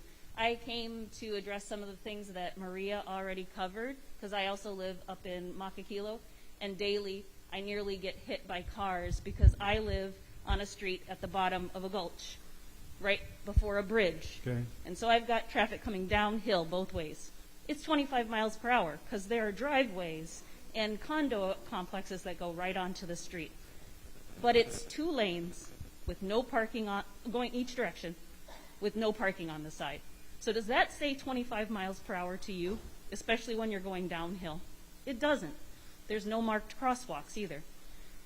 This same issue is actually true out here on Kapolei Parkway. Our roads don't look like they're 25 or 35 mile per hour roads. You need to restripe them. Palahia and Makakilo could each be 1 lane, except maybe during contraflow times, with bus cutouts and bike lanes. And now you visually have a road that looks like it's 25 or 35 mile per hour road. So I think that's the cheapest way to go. You don't have to put in speed humps, but if you do, please put 2 on Palahia at near the midpoint heading towards the gulch. Please, thank you. I'd like to live. Thank you. 2, animal cruelty. We have no prosecutions for animal cruelty. There's animal cruelty happening. The state is trying to pass higher penalties for animal cruelty issues. I happen to voluntarily admin or moderate 4 different lost and found pet pages on Facebook for our state. I see the issues all the time. There was a dog that was shot with BB guns by a kid's friend who came over, shot the dog in secret, took $7,000 of veterinary care to save that dog. So, okay, look. Never prosecuted. That has my heart, believe me. But what do you expect us to do about that? You're talking to city and county right now. Right. So, the so what- police have to investigate, and the prosecutor's office has to prosecute. If they don't do either of those things, either of those don't happen, then the prosecution doesn't happen. And here's why it's important. Here's why it's important. It's a known connection between animal cruelty and later cruelty to humans like children and elderly. Okay. So you can stop these mass murderers. You can stop these sickos. If you catch them when they're killing a cat or shooting a dog with a BB gun. I have real contempt for that. I hear you. I'm So- just not sure. I don't know if Ryder, you want to say anything about that. Come on up. But I look, I lived with a little 6-pound dog who had no teeth, rescue dog that nobody wanted, okay? And changed my wife's life. She's a different person, okay? I get it. I understand the profundity of what you're saying and the cruelty. I'm not sure what we can do, so I'll ask. Thank you for that question. I agree. We shouldn't be hurting animals. That's not acceptable behavior. I would ask that if you see that type of behavior, obviously, anybody know what to do if you see someone hurting an animal? Call 911. I guarantee you, if you tell our officers what happened, they will make the case. What happens after that, though, is a little bit out of our control. We'll send it to the prosecutor's office. I don't know the stats. Maybe forward your question to them, ask them, tell them, hey, I'm concerned. We see this going on. What are you guys doing They about it? point to you. And Really? I'm bringing this up because okay. I Sorry. actually also sign wave with Hina's Legacy. And Okay. the woman who started Hina's Legacy started it because of the little dog that Sorry, she what is found. Hina's Legacy? I'm Hina's not familiar Legacy. with- I'm not It's a familiar group with that saves dogs, but they also petition for animal cruelty laws to be enforced. And it all started because this woman found a dog that she was trying to rescue, dead and strung up by its paw on a bridge near her house. And the police told her, even though the carcass was hanging there and the strap that was holding the dog up, they said, oh, there's no evidence. How are we going to prosecute this? There's no evidence. That sounds a little strange. And that's when she started her organization. So hold on, I Okay. gotta, so that you can address all my concerns. Sure. Because another concern I have, we've got a lot of vagrancy here in Kapolei lately. And it all started when downtown police office was getting renovations to the holding cells. You guys transferred a bunch of criminals and vagrants out here to hold them. Fine. That's understandable. But then you just let them out the front door of Kapolei, sometimes with no money to even have a bus ride back to town where they have services. They don't have out here. And a woman got killed on the front steps of Kapolei Police Department. Why do you not at least take them back near where you found them, where they can access their resources and where they belong because they have a network there? We are seeing a lot of vagrancy and a lot of crime. And last night there was a meeting pointing the finger at retailers out here. It's not their job to get those criminals and those vagrants back to the resources. They're not the city. And there's one last thing, and then you can address all my issues all at once, and I'll be out your way. So the lady who said that about recreation centers, this is also going back to Maria's points. I wanted to echo you because you had great points. So recreation centers, you said we're the fastest growing area in the state pretty much. And we have one little pool, and the next closest pool is Waikele, and Westside has nothing. Yet, my sister-in-law lives in Manoa, and she's got a pool in her community open 7 days a week, almost all day. Makakilo pool is open 4 days a week for a couple of hours at a time. This isn't fair and equitable distribution of the funding, so something needs to happen. Dave up here at Makakilo Park, he gets 125 spots for summer fun. You think there's only 125 kids on that hill that want to be in summer fun? When you had to stand in line in person, people would come at 4 o'clock in the afternoon the night before and stay there all night, taking turns with their spouse. I'll take 4 hours, then you come, I'll go home, sleep 4 hours, just to get one of those 125 spots. People are also registering their kids from Waianae and stuff to our area. Get us more resources for it. Distribute it more equitably. That's all I'm asking. Okay, now. All right. Let me introduce. This is Major Gail Beckley. She's in charge of this area. She's familiar, I'm sure, with some of these issues that you're talking about. So let me have her address some of those for you. Total animal lover.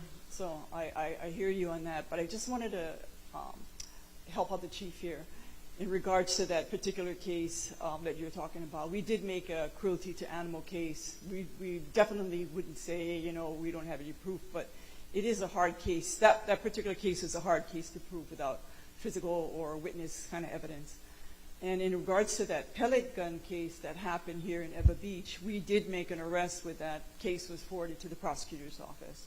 So that particular case that you saw over social media with that poor dog got hit with all that pellets, we did make an arrest on that. So just want to help the chief out here. Okay. Excellent, thank you. I just want to point out, you hear a lot of the news about crime going up and officers, we need more officers. We have all of these vacancies. But I do want to let you know that despite all of that you hear, and I live in this area too. It wasn't too long ago when I was on the road. I have 4 stars, but I was a beat officer. I was a sergeant. Used to work out this area. But our officers take a lot of pride in everything that they do. And we realize that this is our community too. I live in Kapolei. I've lived here for the past 25 years. My kid, I used to coach out here. I coach Pop Warner. I coach flag football. So keeping the community, for me, is something that's super important. Gail lives out in Waianae. She lives in the area that she's in charge of. We have personal connections. And I can tell you, it doesn't matter that we're 400 short or whatever. We're going to do what it takes to make sure that we keep everyone safe. Because that's our commitment. That's in Chief Joe Logan.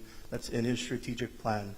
And I guarantee you that if someone calls 911 and we don't do what we're supposed to do, let us know, because we want to know, because we want to make sure we address that. That's unacceptable. It did surprise me a little bit to hear that, you said an officer wouldn't do something for you.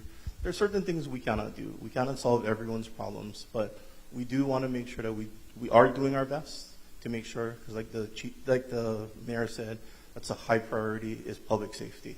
And we're the tip of the spear for that, and we understand that.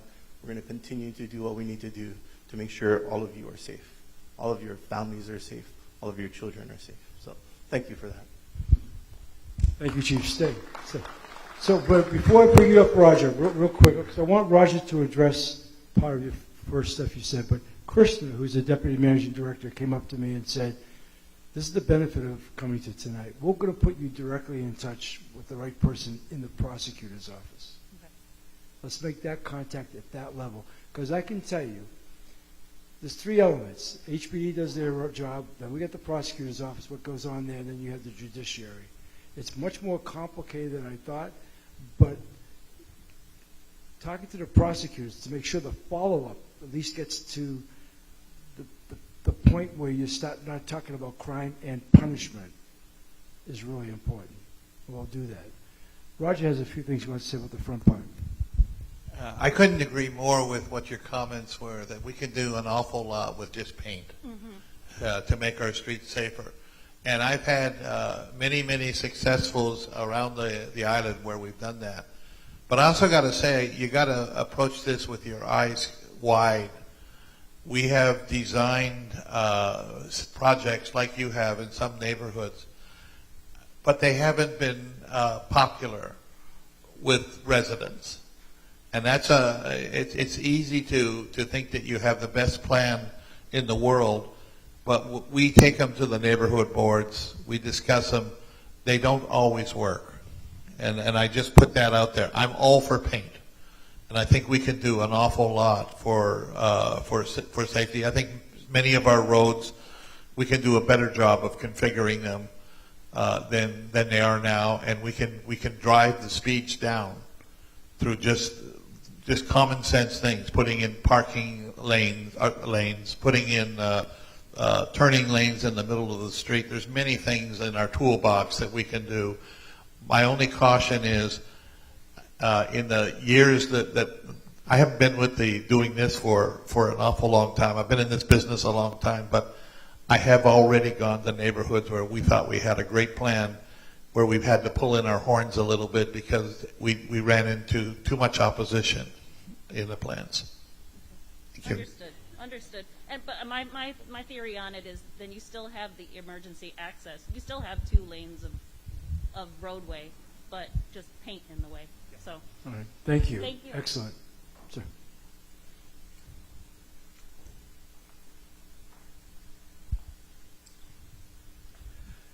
Good evening. Mayor, my name is Dr. Keone Dudley. I want to talk to you about, first of all, I just want to say you're doing a great job, and you've got so many concerns now, and you're doing so much on housing, and all of these things are wonderful. But I want to bring one new thing into the discussion. I didn't think there was anything new. I thought we had. Go ahead. One more, but go ahead. Okay, it's hurricanes. Yeah. You know, we've never had a hurricane on Oahu. We never have had hit the island head on. Well, okay. I remember some pretty bad weather during Eva and Aniki. I can remember that pretty vividly, both of them, but go ahead. When, right now, what we've got over in the area by Mexico is that the spawning area for hurricanes is moving northward with the warming seas. And so, because of that, the hurricanes that used to cross the Pacific a couple hundred miles below us, now that the spawning area has moved north, they're headed directly at us. Yeah. And I've been working with Hiro Toya over here, but you know, I want to make people really aware that we don't have any hurricane shelters. You know, we have a very, very few at all that will satisfy more than a Category 2 hurricane. They're saying, and our big problem is that the hurricanes are getting stronger and stronger. In the last 30 years, the Category 4 and 5 has doubled. We're now getting, once every 8 years, we get a major hurricane that has 200-mile-an-hour winds. They're saying that by the end of the century, we're going to have one of those huge hurricanes every year.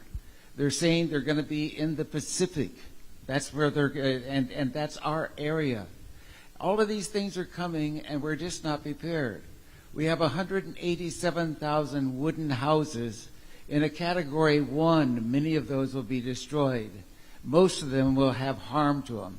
Right. You know, and we've got to get the city, the state, the Congress, everybody working together. And Dr. Dudley, I'm familiar with you. What is it you would do if you were in charge? You had 187,000 homes, and half of those homes, people are living paycheck to paycheck. What are you going to do? You knock down those houses and build some. What would you do under the circumstances? We are vulnerable in this world today as island dwellers with rising sea level, hurricanes shifting north, et cetera, et cetera. That's why there's an Office of Climate Change, Sustainability, and Resilience. Matt Gonz and Hiro, very brilliant young guys. There are things we're living with right now that we just have to hope that what you're describing doesn't happen, because I don't know how we could possibly protect ourselves to the extent of what we're up against in reasonable time, to be perfectly candid with you. It is something I think a lot about, because there isn't a day that goes by that we're not watching a wildfire somewhere in the world, certainly somewhere in the United States, unprecedented, burning down unbelievable acres. We've seen storms and hurricanes and disasters. And I'm an old television guy. I've watched so many newscasts with people standing there saying, I lived here all my life and I never saw this before, ever. That's the world we're in right now. So I hear what you're saying. We want to do whatever we can, but some of this stuff is, well, first of all, it transcends anything in our ability as a city and county. I think we're trying to do what we can do in the way of education or whatever. But there's no question, against these elements, we're pretty vulnerable. And I feel very good in our first responders. I thought what happened in Miliulani with the fires late last year was brilliant, what our fire department was able to do, incorporating, coordinating with the military and our ability to deal with that fire and what they contained that. But boy, there's some things out there we just have to pray don't happen right now, forever. I don't know how else I could say that to you. We are sitting in the middle of the ocean. I can tell you stories from my years of sitting at Hawaii News Now watching Doppler radar screens on hurricanes coming here that got distracted or detoured, that we were headed for devastation, especially the March 11th one, what happened to tsunami. So we don't have an answer. I wish I could give you an answer. Hiro, if there's something you want to say, or anybody else on our team about this, I'm not a doomsday guy. I'm just trying to be a realist right now on what we can do. Hiro. Yeah, thank you, Mayor. I'm the doomsday guy. So, Dr. Dudley, thank you for being here tonight. And you are correct. Oahu has not been directly hit by a hurricane in recorded history. And those numbers are really daunting. You know, I think our estimate is that 64% of single-family homes on Oahu lack any kind of hurricane wind protection. So I think really I appreciate what you've been doing for as long as I've known you. You've been trying to bring awareness to this issue. I think that's the first step, is for us to understand what we're dealing with, not only within government, but for the general public too, and the audience here, to really understand the risks that we're facing. You know, there's no magic bullet here, right? I wish there was. But one of the things that the city's embarking on right now, in collaboration between Matt's office and my office, and also with all the city departments, is the update to our local hazard mitigation plan. And we're not going to fix anything overnight. Like Mayor said, we got to pray that nothing bad happens, because if we have a major hurricane directly hit Oahu, there's really no way that we're going to respond our way out of that. We really have to mitigate the impacts ahead of time, and that means enhancing building codes. That involves DPP, ensuring that incrementally we're making improvements while considering the fact that there is an affordable housing shortage here, right? Also ensuring that our city infrastructure, the wastewater infrastructure, the water infrastructure, our transportation networks, everything is built stronger so that it can withstand impacts. Same thing with all of our facilities. For any new construction, we need to ensure that they're built stronger than they have been before, because what has served us up to this point is no longer enough. We're dealing with a new reality here. So your point about hurricane shelters, definitely something that's close to my heart, and it's really been a challenge for us. We have what we have in terms of our public buildings that we can offer to the public. So to the extent that we can identify the best ones out of those, and in fact this school is actually one of those facilities that's been identified as one of the best available refuge areas for our community. We don't have enough of these. It's also exceedingly difficult for us to work with DOE for the retrofit of these, because we have to consider the fact that education can't stop while we're trying to retrofit buildings, right? So there's a very narrow window of time in which these retrofits can happen. So that's not to say that we shouldn't do this. We got to continue to do this now. So we continue to work with the Hawaii Emergency Management Agency at the state, and they do have funds appropriated to them through the state legislature annually. But again, that alone is not going to be sufficient, right? I think somebody's been quoted saying we're not going to retrofit our way out of this problem.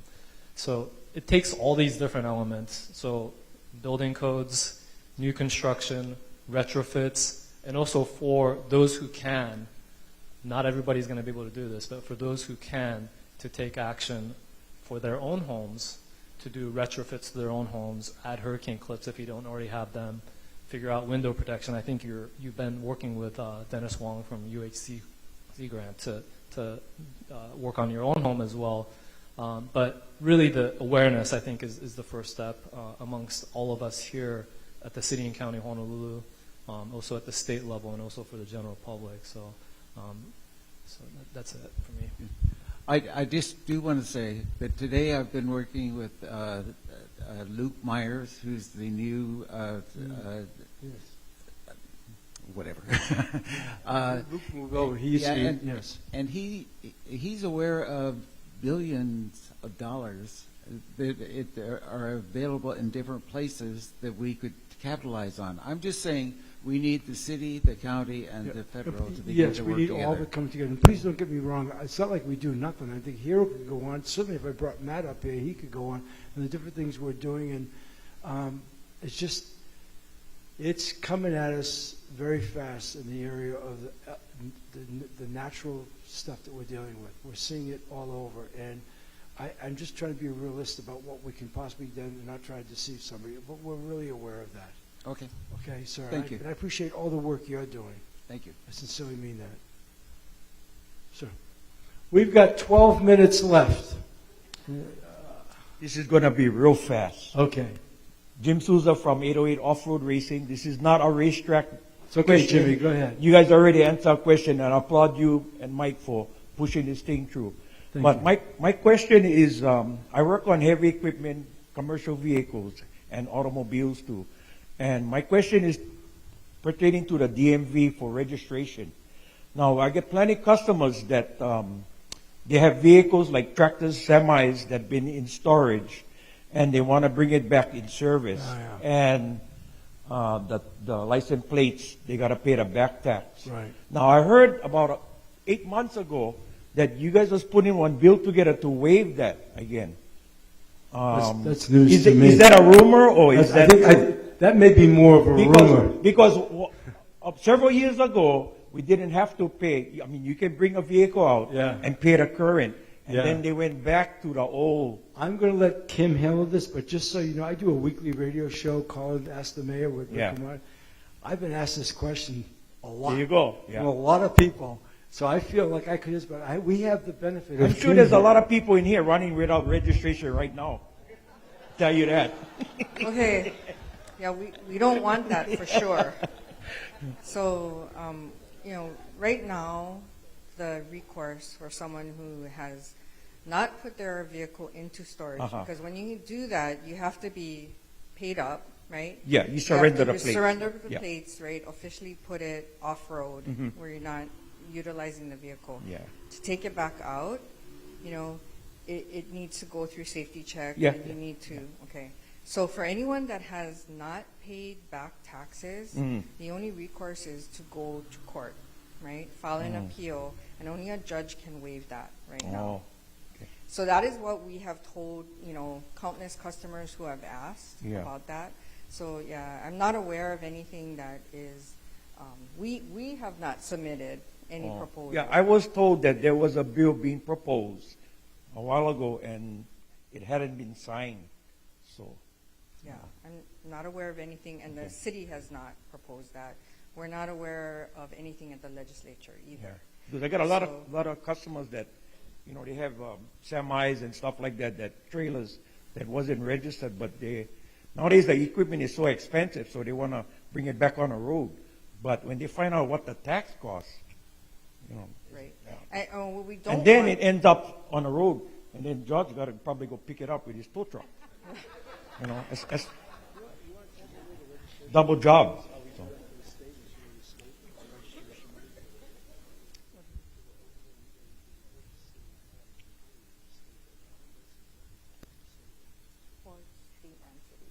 Yeah. So it is the registration cost, right? Is not only a city tax, but it is also state, right? And so it's a combined based on weight. So it is currently based on, the expectation that there's wear and tear on the roads, and so that needs to be, paid for by those who utilize vehicles on the roads. What has been proposed is various, formats of that, especially for electric vehicles, right? Where they're looking at, right now there's a EV annual fee of $50 that's added to your registration. But there's different formats that are, being considered now. But what I ask, of the public is if you do have a vehicle that is not paid up in terms of registration, please, contact our office. We also have information on our website at honolulu.gov/CSD in terms of being able to file an appeal and actually resolving that situation and not letting it continue. Indefinite. So you'd have to go to court. Yes. Take that to court. Okay. So there's no bill or something. No magical. That's my question. Yeah, waiving it. So now when they ask me, I can tell them. Got it from the source. Remember I told you, Jimmy, you could ask anything at the beginning of the night. You just might not like what you hear. I'm sorry. Yeah. Once again, thank you so much for pushing this thing through, Mike. Oh, thank you. Thank you. You're welcome. Sir. Hi. Thank you all for coming out. Thank you. Thank you for reminding me I'm on live TV. We're still opposed to that cluster unit on Pohakapuna Road in Eva Beach. Oh, yeah. Strongly. You remember who I am. I remember who you are. Hi, Don. I want to thank you for asking the DPP to answer our questions last year. I just want to say that Director Apuna and an urban planner, Laura, their professionalism is second to none. Thank you. They really helped us. Our neighborhood is not opposed to development of that lot. We're It's just opposed what to the plan is. that development. Yep. We have sent a lot of information to you. I'm not going to read this whole thing. We'll be Right. way out of time. thank you for listening to us. Okay, no, you're more than welcome. And I went out there and saw it firsthand. I understand, and I think we'll just leave it at that. And then, you know, Dawn's here. You should at least make contact with her tonight, if you haven't already. No, she's been a great help.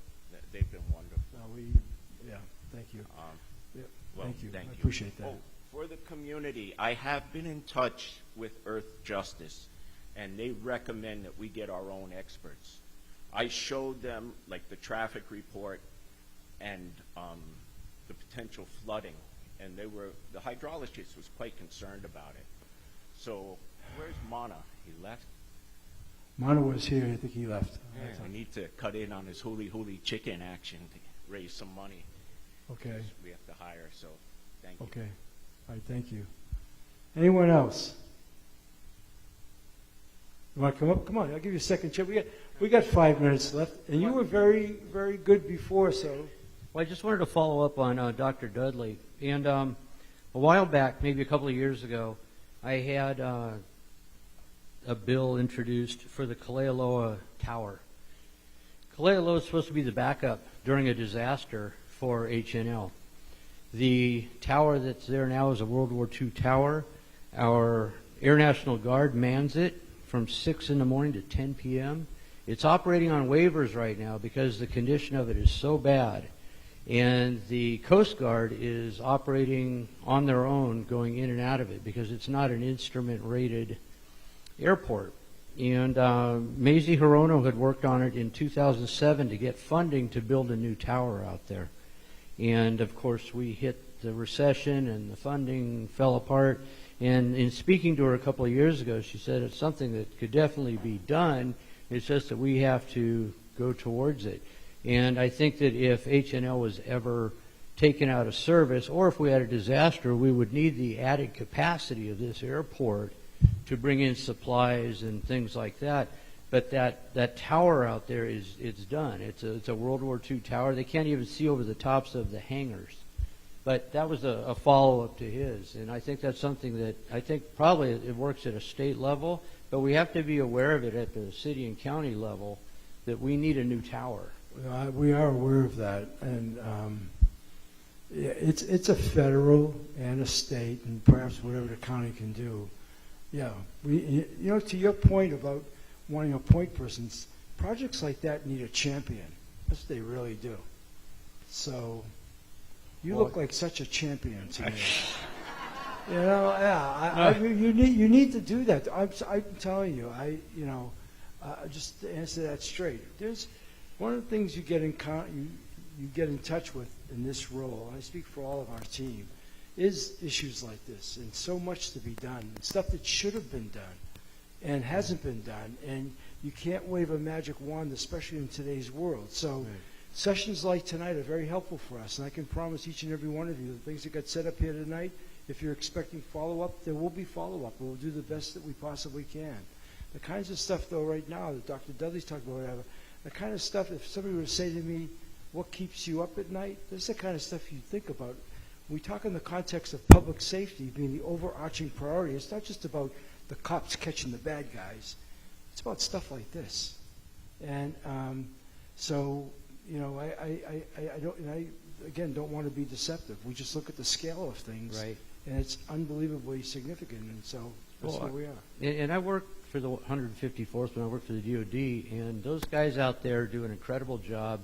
And what's going to end up happening is that the Air National Guard is going to end up taking them out of that tower because of the condition of it, and they won't be able to serve here. They'll end up moving a squadron to the Big Island, and we don't want to have that happen. And what we did do is we helped them in setting up their emergency air traffic control that they would use in a combat situation to actually set it up at Kalealoa in case it was ever needed, and they've got that equipment. So I'll keep on going and trying to get the bill introduced again. Okay. But that was just something I wanted to bring awareness to since he was talking about appreciate disaster. that. I appreciate Thank it, you very Dr. much. I'm going to wrap this, Dr. Dudley, if it's okay with you, and then we're going to stick around for a little bit. Look, I just want to thank all of you for coming tonight. As you could tell, it's a pretty fast 2 hours. I started out telling you we want this and hope it would be a worthwhile experience for you. And we will follow up, as I just said. And The other thing I want to say, I wasn't even planning on saying, but it sort of came to pass, if you will, when we were in office and we started coming out to the west side and people were thinking, wow, we didn't know you cared, if you will. I would tell you, we've made a really concerted effort on everything we're doing out here on the west side. And even though Honolulu Holly's in town and we have our city hall out here, at Kapolei, we're treating everybody with the kind of equity and sense of fairness in our thinking and our planning throughout all 9 council districts, but especially our sensitivity to the west side, because we know that it's been underserved in a lot of ways. Last week in the State of the City address, I pointed that out on a number of different things that we're doing. So please know your voices matter, this place matters, you matter, and we're proud of all of you and thankful you care so much about your community that you come here tonight. Thank you for being here. God bless.